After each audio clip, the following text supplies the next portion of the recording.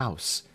Julia went there at Christmas 2 years ago, and met there a half-pay major of marines, to whom she became engaged.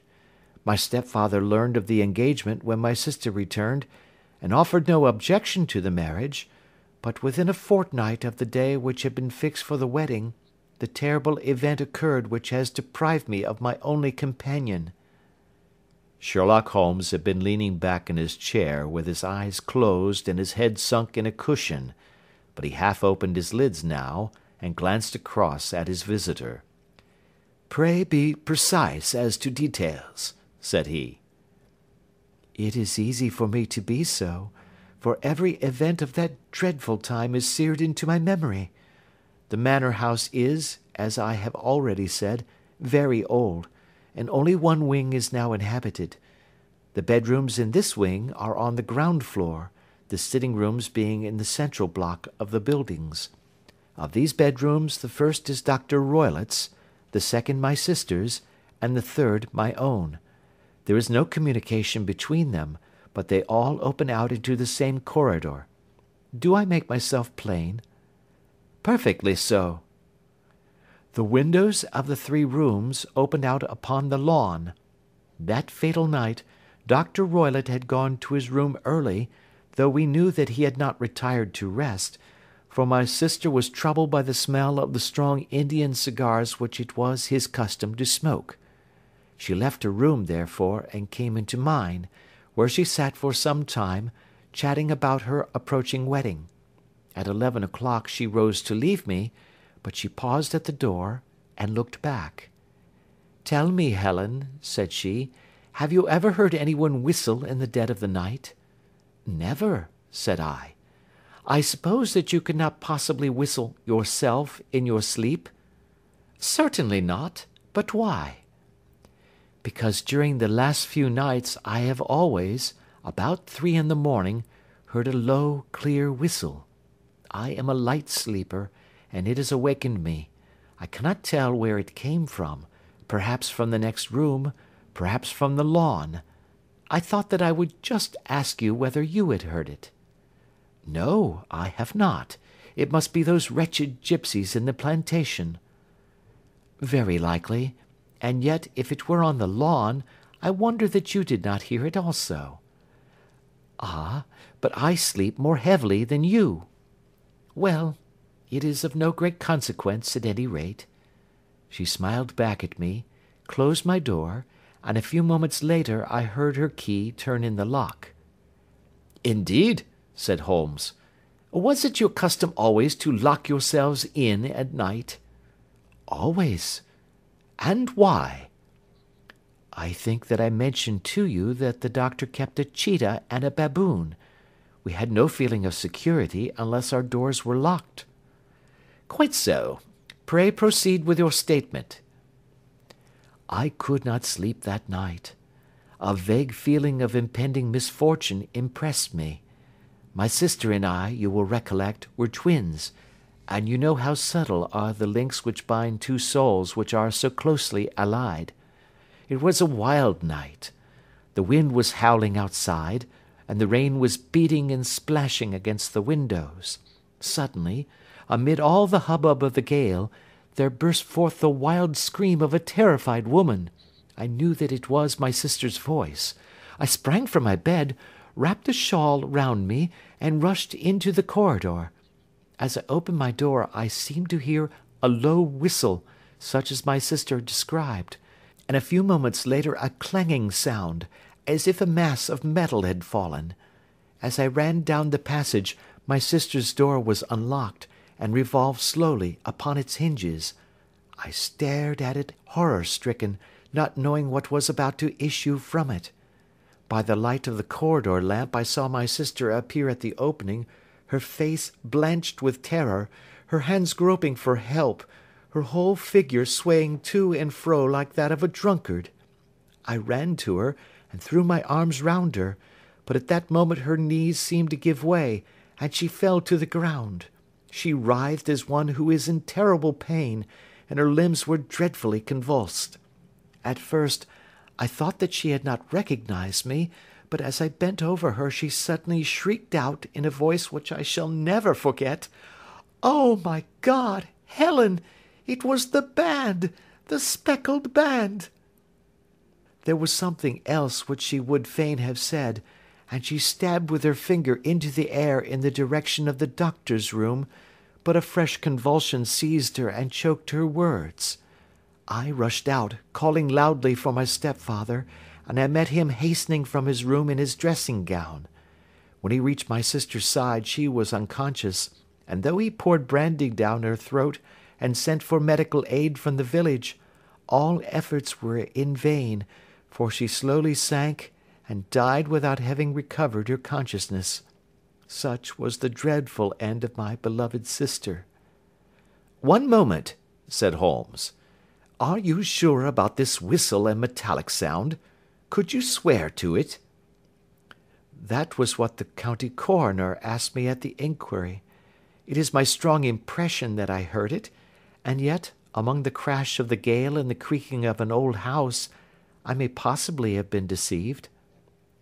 "Was your sister dressed?" "No, she was in her nightdress. In her right hand was found the charred stump of a match, and in her left a matchbox." "Showing that she had struck a light and looked about her when the alarm took place. That is important. And what conclusions did the coroner come to?" "He investigated the case with great care, for Dr. Roylott's conduct had long been notorious in the county, but he was unable to find any satisfactory cause of death. My evidence showed that the door had been fastened upon the inner side, and the windows were blocked by old-fashioned shutters with broad iron bars, which were secured every night. The walls were carefully sounded, and were shown to be quite solid all round, and the flooring was also thoroughly examined, with the same result. The chimney is wide, but is barred up by 4 large staples. It is certain, therefore, that my sister was quite alone when she met her end. Besides, there were no marks of any violence upon her." "How about poison?" "The doctors examined her for it, but without success." "What do you think that this unfortunate lady died of, then?" "It is my belief that she died of pure fear and nervous shock, though what it was that frightened her, I cannot imagine." "Were there gipsies in the plantation at the time?" "Yes, there were nearly always some there." "Ah, and what did you gather from this allusion to a band, a speckled band?" "Sometimes I have thought that it was merely the wild talk of delirium. Sometimes that it may have referred to some band of people, perhaps to these very gipsies in the plantation. I do not know whether the spotted handkerchiefs which so many of them wear over their heads might have suggested the strange adjective which he used." Holmes shook his head like a man who is far from being satisfied. "These are very deep waters," said he. "Pray go on with your narrative." 2 years have passed since then, and my life has been until lately lonelier than ever. A month ago, however, a dear friend, whom I have known for many years, has done me the honour to ask my hand in marriage. His name is Armitage, Percy Armitage, the second son of Mr. Armitage of Crane Water, near Reading. My stepfather has offered no opposition to the match, and we are to be married in the course of the spring. 2 days ago, some repairs were started in the west wing of the building, and my bedroom wall has been pierced, so that I have had to move into the chamber in which my sister died, and to sleep in the very bed in which she slept. Imagine, then, my thrill of terror when last night, as I lay awake, thinking over her terrible fate, I suddenly heard in the silence of the night the low whistle which had been the herald of her own death. I sprang up and lit the lamp, but nothing was to be seen in the room.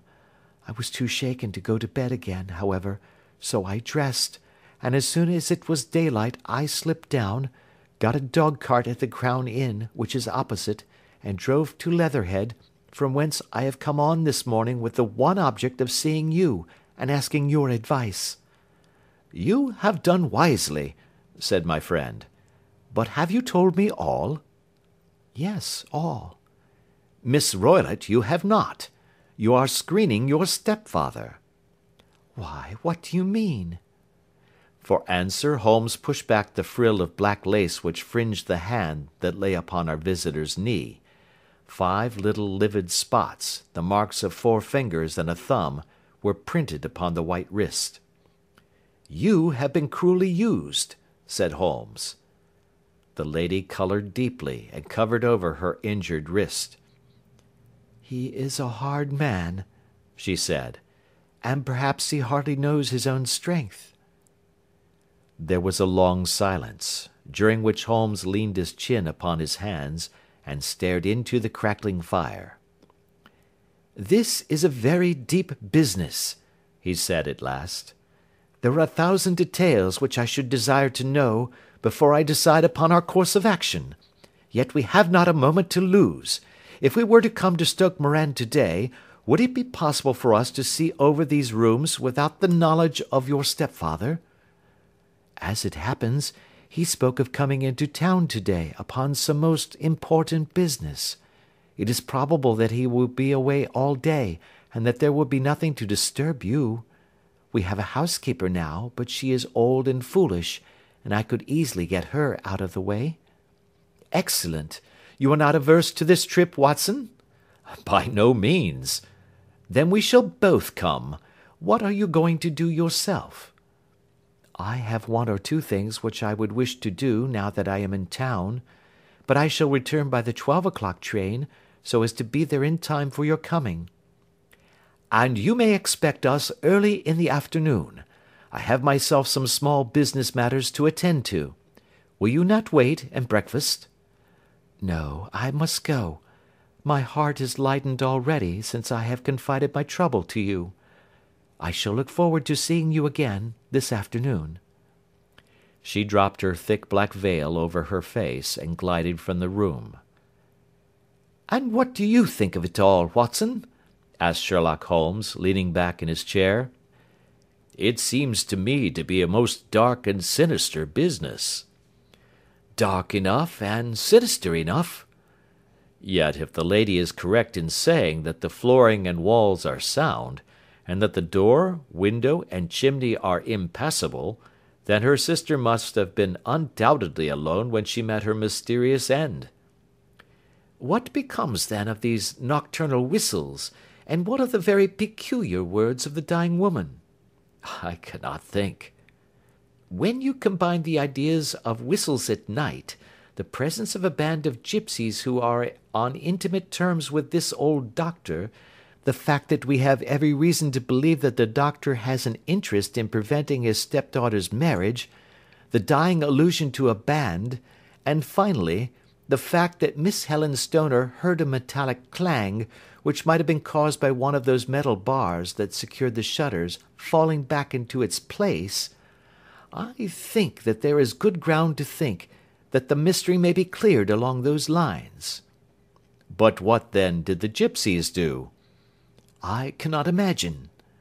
"I see many objections to any such theory." "And so do I. It is precisely for that reason that we are going to Stoke Moran this day. I want to see whether the objections are fatal, or if they may be explained away. But what in the name of the devil—" The ejaculation had been drawn from my companion by the fact that our door had been suddenly dashed open, and that a huge man had framed himself in the aperture.